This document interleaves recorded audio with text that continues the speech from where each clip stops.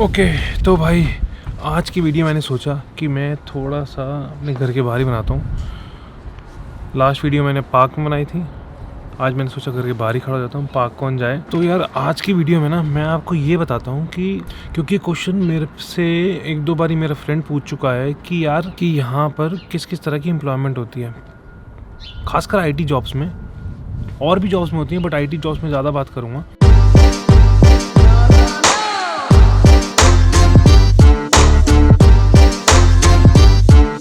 यहाँ पर ना 3 तरह की एम्प्लॉयमेंट होती है। पहली होती है जो permanent jobs, right, permanent employment. Company का एक रोल निकला है, आप उसमें अप्लाई करते हो और आपको जॉब मिलती है और आप परमानेंट एम्प्लॉय हो जाते हो, आपको सैलरी मिलती है, पे रोल पे होते हो आप, और आपको सारे बेनिफिट्स मिलते हैं, जो भी मेडिकल बेनिफिट्स, जो भी आपको एक्स्ट्रा बेनिफिट्स मिलते हैं, पेंशन एंड ऑल, जो भी कंपनी की पॉलिसी है वो सब आपको मिलते हैं। दूसरी टाइप ऑफ एम्प्लॉयमेंट होती है यहाँ पर फिक्स टर्म कॉन्ट्रैक्ट्स। अब ये जो आपको इंडिया में खासकर नहीं देखने को मिलेगी, कम देखने को मिलेगी, हो सकता है वहाँ पर भी हो लेकिन मैंने नहीं सुना। तो यहाँ पर ऐसी एम्प्लॉयमेंट होती है, उसका रीज़न होता है क्योंकि यहाँ पर मैटरनिटी लीव है। तो यहाँ 1 से 1.5 साल की, अब 1.5 साल की हो गई है 2019 से, 1.5 साल की आप मैटरनिटी लीव ले सकते हो, right. If basically any women is pregnant और उनको अपने प्रेगनेंसी में और प्रेगनेंसी के बाद बच्चा संभालने के लिए टाइम ऑफ चाहिए, तो यहाँ 1.5 साल की आप मैटरनिटी प्लस पेरेंटल लीव ले सकते हो, इन टोटल 18 मंथ्स। अब उस टाइम पे अगर कोई लेडी किसी कंपनी से ऑफ कोर्स जाएगी 18 महीने के लिए, तो ऐसा तो होने सकता 18 महीने वो पोजीशन खाली रहे, अब उस टाइम पे कोई ना कोई चाहिए। तो यहाँ ये सेकंड टाइप ऑफ एम्प्लॉयमेंट काम आती है, बेसिकली फिक्स टर्म कॉन्ट्रैक्ट्स होते हैं। अच्छा, जो मैंने आपको अपनी लास्ट वीडियो में बताया कि मेरी एम्प्लॉयमेंट फिक्स टर्म थी अपनी लास्ट कंपनी में, उसमें मैं मैटरनिटी रिप्लेसमेंट ही था। जो मेरी पोजीशन पे जो पहले एक लड़की थी वो मैटरनिटी पे गई थी 1 साल के लिए, तो उन्होंने ये रोल 1 साल के लिए फिल करा था और उसमें उन्होंने मेरे को हायर करा था। तो वो थी सेकंड टाइप की। इसके अंदर होता है क्या है कि आपको पेरोल मिलती है, आप सैलरी पे होते हो, बट एक फ़िक्स टर्म है, आपको 1 साल के लिए ही आप, अगर आप उनको आपका काम ठीक लगा या फिर उनको और कोई रिक्वायरमेंट है तो आपको वो हायर कर लेते हैं, राइट, आपको एक्सटेंड कर देते हैं या फिर आपको परमानेंटली हायर कर लेते हैं अगर उन कंपनी में परमानेंट रोल है तो। तीसरी यहाँ पर होता है कॉन्ट्रैक्चुअल जॉब्स।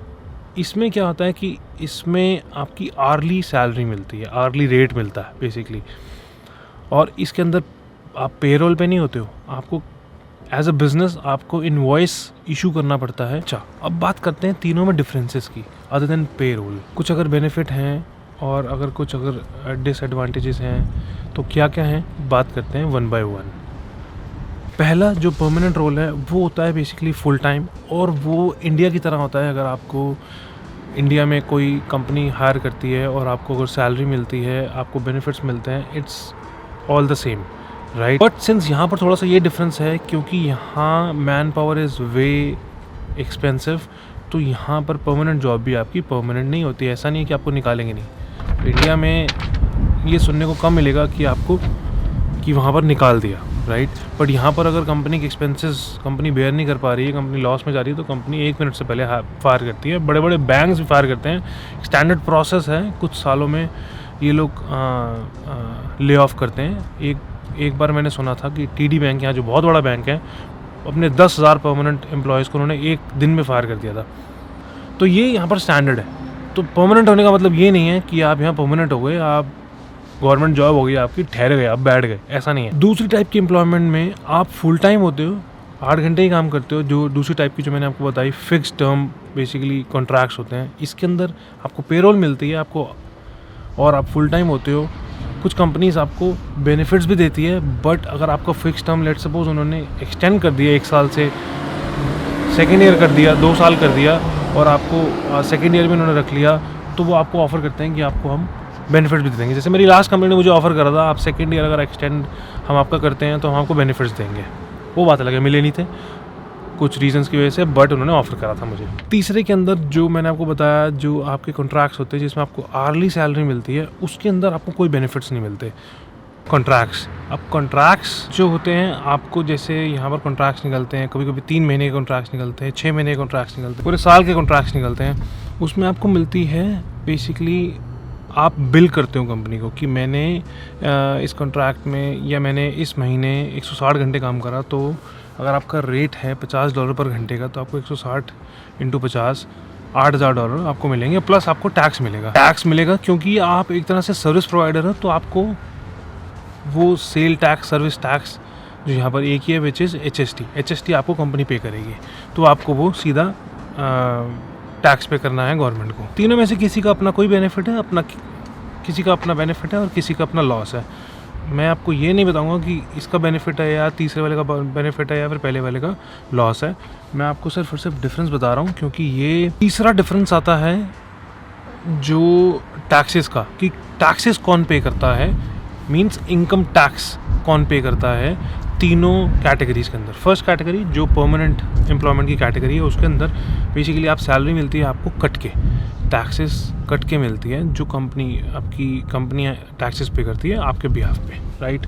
और दूसरे के अंदर जो दूसरा जो फिक्स टर्म है वो बिल्कुल इस टैक्स के मामले में सेम है पहले वाले के जैसे। हाँ, तीसरे वाले में क्योंकि आप invoice as a service provider काम कर रहे हो कंपनी के लिए, तो आपको टैक्स आपके खुद पे करने पड़ते हैं। आपको कंपनी अगर $50 का रेट है तो आपको वो टोटल पे कर देगी, अगर महीने के 160 घंटे हैं तो 8,000 पे कर देगी, प्लस HST। उसके बाद HST तो आपको पे करना ही है, उसके बाद आपको इनकम टैक्स भी खुद ही पे करना है। अच्छा, चौथा डिफरेंस जो आता है हर कैटेगरी के अंदर, पहली कैटेगरी में आता है जो परमानेंट है आपकी जॉब है, उसके अंदर आपको वेकेशन एंटाइटलमेंट होती है, आपको वेकेशंस मिलती है। अगर कंपनी की पॉलिसी है 15 वेकेशंस की, तो आपको 15 वेकेशंस मिलेगी। अगर 15 से 20 के बीच में ऑलमोस्ट अगर आप इनिशियली आपको जब ज्वाइन करते हो तो आपको मिलती है, राइट, उस कैटेगरी के अंदर। अब 15 से 20 वेकेशन मिलने का मतलब है आपको तकरीबन 1 महीने की सैलरी वो वेकेशन पे देते हैं, राइट। 20 दिन 22 दिन जो भी आप काम करते हो महीने में, उस पूरे महीने की सैलरी आपको देते हैं, राइट, अगर आप 20 दिन की वेकेशन लेते हो। दूसरी कैटेगरी के अंदर जो फिक्स टर्म है उसके अंदर भी आपको वेकेशंस मिलती हैं। जैसे मेरी पिछली कंपनी मेरे को 10 छुट्टियाँ मिली थी साल की। और जो तीसरी कैटेगरी होती है इसमें आपकी वेकेशंस नहीं होती, इसके आपको, क्योंकि आप as a service provider as a business काम कर रहे हो, तो आपको कोई वेकेशंस नहीं मिलती। आपको अगर वेकेशन लेनी है तो आपके वो पैसे कटते हैं। अगर आपने 2 वेकेशन ले ली तो आपके 16 घंटे के पैसे कट। अब बात करते हैं कि आपको सैलरी वाइज या फिर हर महीने के पैसों वाइज किस में ज़्यादा फ़ायदा होता है या नुकसान होता है, ये मैं नहीं बताऊंगा, बट मैं आपको डिफरेंस बताऊंगा। सिर्फ आप अपने आप इवैल्यूएट कर सकते हैं, राइट। अब पहले क्वाड्रेंट में जो आपकी सैलरी है, अगर लेट सपोज आपकी परमानेंट जॉब है और आपकी सैलरी है $1,00,000, तो आपके जो इनकम टैक्स कटेगा वो 28 से 30% कटेगा, जो कटा के आपको मिलेगा तकरीबन $6,000 महीना, ठीक है। सेम दूसरे टाइप की एम्प्लॉयमेंट में फिक्स टर्म के अंदर भी आपको इतना ही मिलेगा, राइट, क्योंकि उसमें भी टैक्सेस कंपनी काट के दे रही है। फर्स्ट में सिर्फ इतना फ़र्क होगा कि अगर आपको बेनिफिट्स भी मिल रहे हैं पहले दिन से, तो आपको बेनिफिट्स की अगर डिडक्शन हो रही है तो वो डिडक्शन भी होगी, और अगर आप RRSP जो आपके रजिस्टर्ड रिटायरमेंट सेविंग्स प्लान होता है उसमें भी आपकी डिडक्शन होती है तो उसको कट के मिलेंगे, बट वो एट दी एंड आपकी सेविंग्स ही है, तो आपको कटा के मिलेंगे। बट अगर इनकम टैक्स की बात करें तो उतना ही कट के मिलेगा दोनों केसेस में। थर्ड केस में जब आप कॉन्ट्रैक्ट पे होते हो और आपको सैलरी नहीं मिलती, आप इनवॉइस देते हो, आपको पेमेंट मिलती है एक तरह से हर महीने। अगर आपको लेट सपोज आपका कॉन्ट्रैक्ट रेट है $50 पर घंटे का और आपके 160 घंटे आपने महीने में काम करा है, तो आपका रेट महीने के आपके जो पैसे बनते हैं वो $8,000 प्लस HST को अगर हटाते हैं तो $8,000 इन हैंड। उसमें आपको अगर इनकम टैक्स पे करना है, क्योंकि सेल्फ एम्प्लॉयड होने के बाद आपको टैक्सेस थोड़े कम पड़ते हैं, आप कुछ सेविंग्स खुद कर लेते हो और इधर उधर से घुमा के as per the law overall कहते हैं कि 20 से 22% टैक्स पड़ता है आपका, जो भी कॉन्ट्रैक्ट करते हैं। अगर 20 से 22% टैक्स के अंदर आपके 8,000 के अंदर 20% टैक्स कटता है, तो आपके जेब में आते हैं तकरीबन $6,400, राइट।